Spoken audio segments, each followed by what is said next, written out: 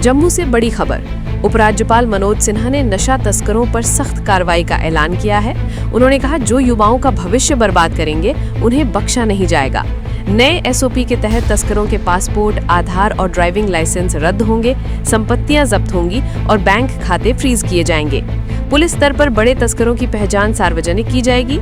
LG ने कहा कि नशा तस्करी से आतंक को फंडिंग मिलती है, इसलिए दोषियों पर कड़ी कार्रवाई जरूरी है। जम्मू में नशा मुक्त जम्मू कश्मीर अभियान के तहत उपराज्यपाल मनोज सिन्हा ने हजारों लोगों के साथ पदयात्रा निकाली। ये यात्रा एमए स्टेडियम से शुरू होकर शहर के प्रमुख इलाकों से होते हुए परेड ग्राउंड तक पहुंची। एलजी ने कहा कि ये एक जन आंदोलन है जो हर गांव और घर तक पहुंचेगा। उन्होंने होल ऑफ गवर्नमेंट अप्रोच के जरिए नशे के खिलाफ संयुक्त लड़ाई का संकल्प दोहराया और युवाओं को सुरक्षित भविष्य देने की बात कही। जम्मू कश्मीर में नशा तस्करों के खिलाफ पुलिस का एक्शन तेज हो गया है।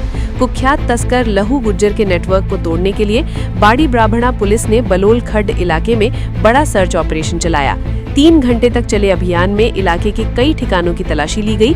पुलिस ने 2 तस्करों को गिरफ्तार किया और बिना दस्तावेज के 2 मोटरसाइकिल जब्त की। कई लोगों को पूछताछ के लिए हिरासत में लिया गया। पुलवामा में नशा मुक्त जम्मू कश्मीर अभियान के तहत 100 दिन का मेगा ड्राइव शुरू किया गया है। जिला प्रशासन ने युवाओं को जागरूक करने के लिए व्यापक अभियान की शुरुआत की है। डिप्टी कमिश्नर डॉक्टर बशारत कयूम वानी व एसएसपी ने इस पहल को समर्थन दिया। इस अभियान के तहत गांव-गांव जागरूकता कार्यक्रम चलाए जाएंगे ताकि समाज को नशा मुक्त बनाया जा सके और युवाओं को सुरक्षित भविष्य की दिशा दी जा सके। पश्चिम बंगाल में चुनावी माहौल के बीच प्रधानमंत्री नरेंद्र मोदी ने नागरिकता मुद्दे पर बड़ा बयान दिया है। उन्होंने कहा कि भाजपा सरकार बनने पर मतुआ और नाम शूद्र शरणार्थियों को नागरिकता देने की प्रक्रिया तेज की जाएगी।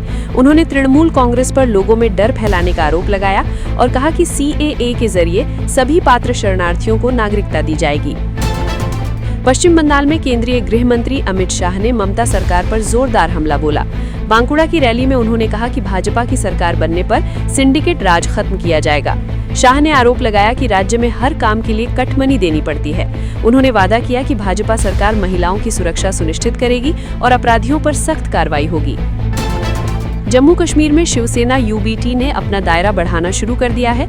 पार्टी के राज्य अध्यक्ष मनीष साहनी ने बताया कि कश्मीर से कई नेता और कार्यकर्ता पार्टी में शामिल हुए हैं। उन्होंने कहा कि नशा मुक्त जम्मू कश्मीर केवल नारा नहीं बल्कि एक संकल्प होना चाहिए। साथ ही उन्होंने राज्य का पूर्ण राज्य का दर्जा बहाल करने और अनुच्छेद 371 के तहत विशेष प्रावधान की मांग भी दोहराई।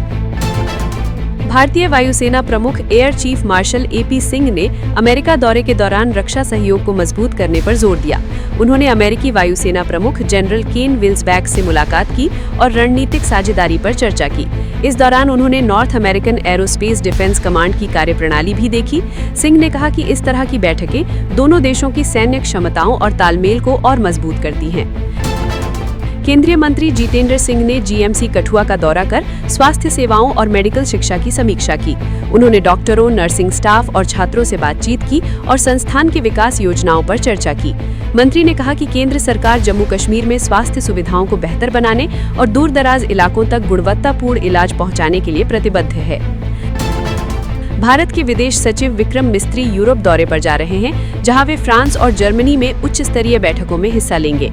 इस दौरे में ऊर्जा सुरक्षा, व्यापार और रक्षा सहयोग जैसे अहम मुद्दों पर चर्चा होगी। खासतौर पर पश्चिम एशिया संकट के बीच ऊर्जा आपूर्ति पर असर को लेकर बातचीत अहम मानी जा रही है। विशेषज्ञों के अनुसार ये दौरा भारत की वैश्विक कूटनीति को मजबूत करेगा।